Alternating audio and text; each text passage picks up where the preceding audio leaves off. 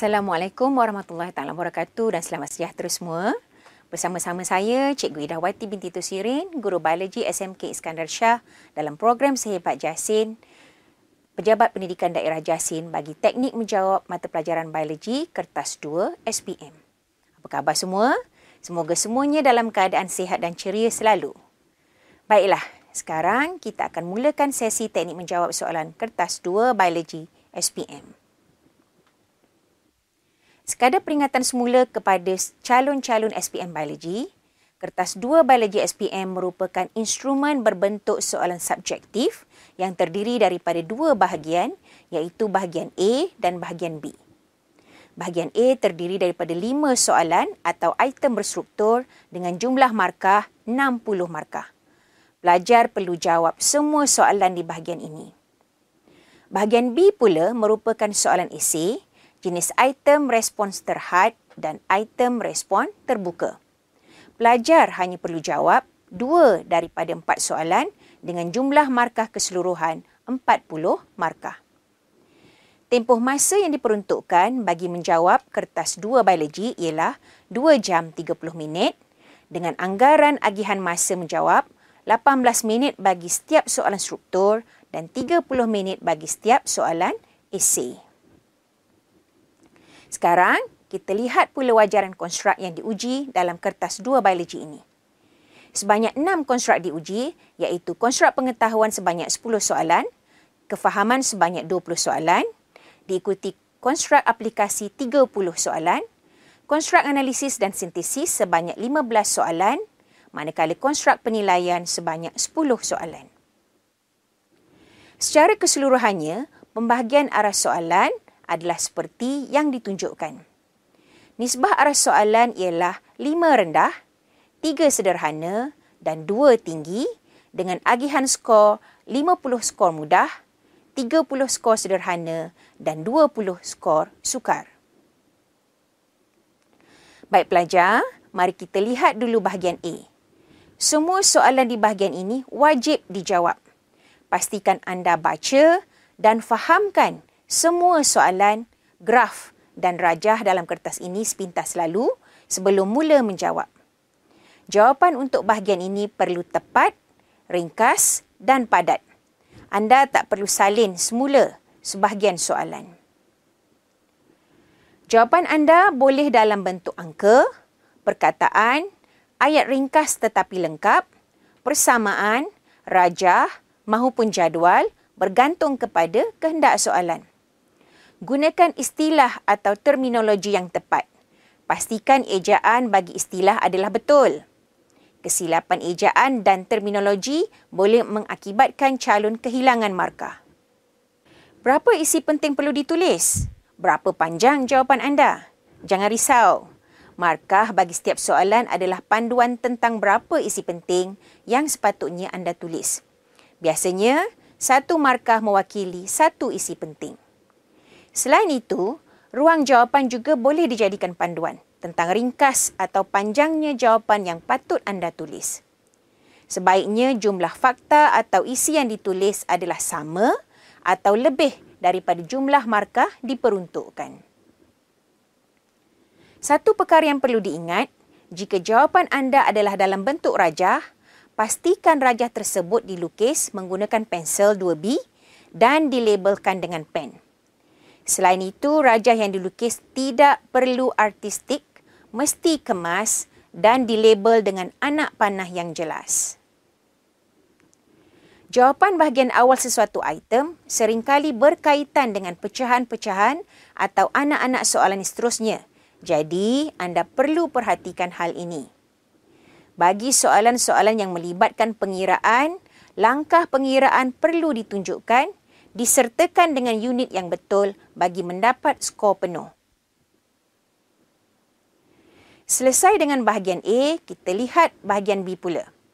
Pastikan anda membaca arahan dengan teliti ya, kerana anda hanya perlu memilih dan menjawab 2 daripada 4 soalan. Pilih soalan yang anda fahami kehendak soalan tersebut. Sediakan rangka-rangka jawapan dengan menyenaraikan isi-isi penting untuk memastikan anda mempunyai isi jawapan yang cukup dengan markah yang diperuntukkan. Jawapan soalan sebaiknya ditulis dalam bentuk perenggan. Adalah disarankan setiap perenggan terdiri daripada satu isi penting serta huraian yang berkaitan. Bagi soalan esei, calon juga dibenarkan menjawab dalam bentuk poin. Contohnya, jika anda menjawab soalan berkaitan perbandingan, di mana anda membina jadual bagi menunjukkan perbezaan. Bagaimanapun, pastikan ayat yang dibina untuk poin tersebut mestilah ayat yang lengkap. Seperti disebut sebelum ini di bahagian E, jika anda perlu melukis rajah sebagai jawapan, pastikan rajah dilukis menggunakan pensel 2B dan dilabelkan. Sebaiknya dalam menjawab soalan esei bahagian B ini, anda disarankan untuk memulakan soalan yang baharu pada helaian jawapan yang baharu. Ini bagi memudahkan anda menambah atau mengubah jawapan apabila perlu. Dalam sesi kali ini, cikgu akan menerangkan teknik menjawab berdasarkan kata tugas yang terdapat dalam item atau soalan. Okeylah, kita lihat kata tugas yang pertama. Namakan, labelkan, nyatakan, berikan.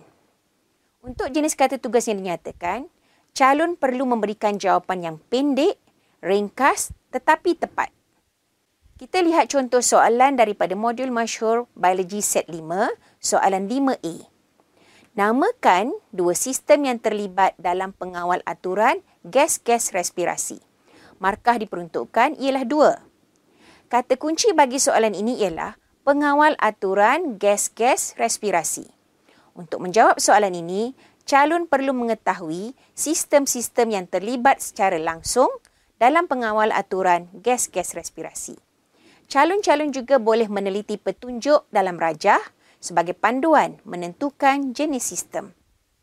Mari kita lihat sampel jawapan. Yang pertama, sistem respirasi. Yang kedua, sistem saraf. Jawapan sistem peredaran darah juga boleh diterima. Seterusnya, kita lihat contoh soalan kedua dengan kata tugas jenis 1, rujuk modul masyhur set 6, soalan nombor 1B. Rajah 1.1 menunjukkan impuls saraf bagi satu tindakan refleks. Nyatakan perbezaan antara neuron S dan neuron T dari aspek berikut. Pertama, struktur dan kedua, fungsi. Bagi menjawab soalan ini, calon perlu terlebih dahulu mengenal pasti dan menjawab dengan betul pecahan soalan sebelumnya, iaitu soalan 1A, di mana calon dikendaki menamakan kedua-dua jenis neuron S dan T. Calon juga perlu mengetahui perbezaan antara kedua-dua jenis neuron tersebut dari segi struktur dan fungsi. Oleh kerana markah yang diperuntukkan adalah 2 markah, maka perbezaan dari segi struktur adalah 1 markah dan perbezaan dari segi fungsi juga adalah 1 markah. Jom, kita lihat sampel jawapan yang telah disediakan bagi soalan ini. Bagi perbezaan struktur kedua-dua neuron, mana-mana perbezaan berikut boleh diterima. Neuron S, badan terletak dalam akar dorsal ganglion atau bahagian CCL. Neuron T, badan sel terletak dalam jirim kelabu atau bahagian hujung sel. Atau neuron S mempunyai dendron yang panjang, neuron T mempunyai dendron yang pendek. Atau neuron S mempunyai akson yang panjang, neuron T mempunyai akson yang panjang. Dalam menyatakan perbezaan, anda boleh menggunakan terma-terma sesuai seperti manakala dan tetapi atau sekadar meletakkan tanda koma di antara 2 penerangan. Kita lihat pula sampel jawapan untuk perbezaan dari segi fungsi. Neuron S membawa atau memindahkan impuls dari reseptor ke sistem saraf pusat atau saraf tunjang. Neuron T membawa atau memindahkan impuls dari sistem saraf pusat atau saraf tunjang ke efektor atau kelenjar atau otot. Seterusnya, kita lihat kata tugas yang kedua, terangkan. Bagi kata tugas ini, calon perlu menjelaskan bagaimana dan mengapa sesuatu situasi itu berlaku. Calon juga perlu memberikan sebab dan akibat serta punca bagi situasi tersebut. Mari kita lihat contoh soalan dengan kata tugas 2 ini. Rujuk soalan 5B, modul masyhur. Kepekatan gas-gas respirasi seperti oksigen dan karbon dioksida boleh mempengaruhi aras pH darah. Terangkan mengapa aras pH darah menurun. Di sini, calon perlu menggariskan kata kunci soalan ini seperti yang ditunjukkan dengan tulisan berwarna biru. Kata kuncinya ialah kepekatan gas-gas respirasi seperti oksigen dan karbon dioksida boleh mempengaruhi aras pH darah. Dan aras pH darah menurun. Bagi menjawab soalan ini, calon mesti boleh menjelaskan bagaimanakah peningkatan aras karbon dioksida boleh menyebabkan aras pH darah menurun. Mari kita lihat sampel jawapan. P1, peningkatan karbon dioksida dalam darah. P2, karbon dioksida melarut dalam plasma darah. P3, membentuk asid karbonik. Jadi, asid karbonik yang terbentuk inilah yang akan menyebabkan penurunan dalam aras pH darah. Senangkan murid-murid? Baiklah, kita cuba satu lagi soalan dengan kata tugas terangkan. Rujuk soalan 1D2 set 6 modul masyhur. Rajah 1.3 menunjukkan seorang lelaki pada musim sejuk. Terangkan gerak balas salur-salur darahnya semasa pengawal aturan suhu badannya. Markah diperuntukkan adalah 3. Bagi menjawab soalan ini, calon-calon mesti dapat menerangkan gerak balas bagi salur darah semasa pengawal aturan suhu badan. Sekarang kita lihat sampel jawapan yang disediakan. P1, pada suhu rendah, vasokonstriksi berlaku. Atau otot licin dalam dinding arteriol mengecut. Ataupun lumen arteriol mengecut atau mengecil. Bagi P2, kurang darah mengalir dalam kapilari darah di bawah kulit. P3, kurang haba hilang secara kondaksi ataupun radiasi. P4, suhu badan meningkat atau kembali normal atau dikekalkan pada aras normal ataupun 37 darjah Celsius. Seterusnya, kita lihat kata tugas yang ketiga. Huraikan atau bincangkan. Bagi kata tugas ini, calon-calon perlu memberi perincian proses, mekanisme atau tugasan serta memperihalkan sesuatu dengan panjang lebar dan terperinci.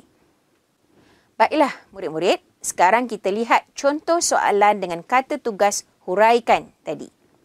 Rujuk modul masyhur set 7, esei, soalan nombor 7. Rajah 8.1 menunjukkan strategi yang digunakan untuk memastikan pengeluaran makanan sepanjang tahun di negara-negara yang mempunyai 4 musim. Maklumat tentang negara 4 musim diberikan. Huraikan bagaimanakah kaedah yang digunakan dalam projek ini berfungsi. Markah diperuntukkan untuk soalan ini adalah 10 markah.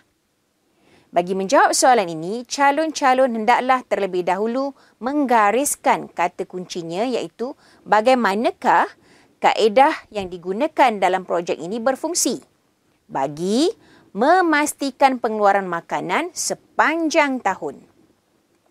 Selain itu, calon-calon juga perlu meneliti rajah yang dibekalkan beserta petunjuk yang diberi dalam rajah.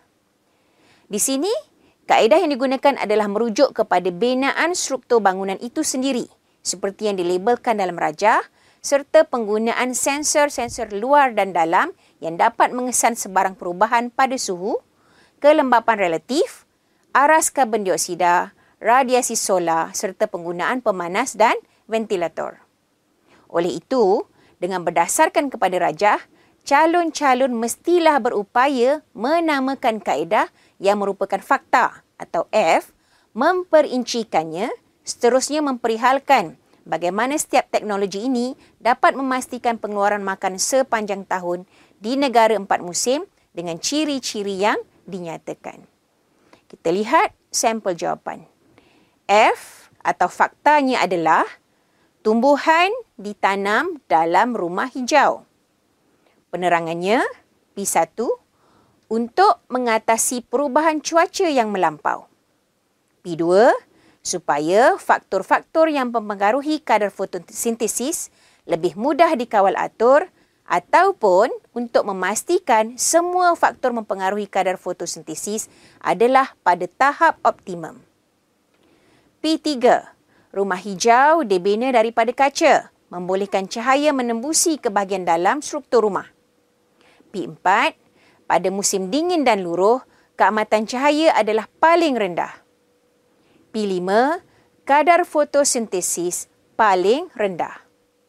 P6, keamatan cahaya dikawal oleh pencahayaan tiruan atau penggunaan lampu yang mudah dikawal. P7, pemanas elektrik digunakan untuk mengoptimumkan suhu dalam rumah kaca atau rumah hijau. P8, pada musim panas di mana cuaca agak terik dengan keamatan cahaya yang tinggi, suhu dalam bangunan dapat dikawal dengan menggunakan pelindung atau pelitup pada bahagian bumbung. P9, mempunyai ventilator atau lubang udara atau kipas. P10, untuk mengawal pengaliran atau ventilasi udara di dalam rumah hijau. P11, pengesan aras karbon dioksida digunakan untuk mengesan aras karbon dioksida.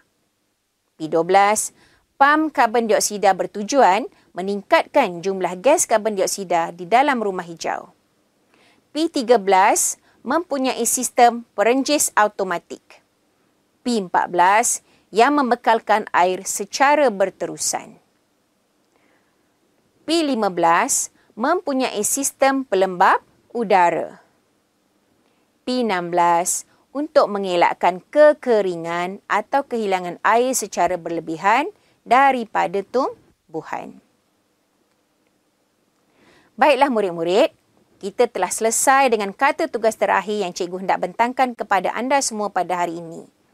Sebelum mengakhiri sesi teknik jawab biologi kertas 2 ini, bagi memastikan penguasaan konsep dan kandungan subjek biologi ini sentiasa pada tahap terbaik dan berterusan, calon-calon adalah disarankan untuk memahami serta menguasai konsep utama dalam 4 topik asas biologi yang mudah digabung jalin atau diadaptasi dengan topik-topik lain.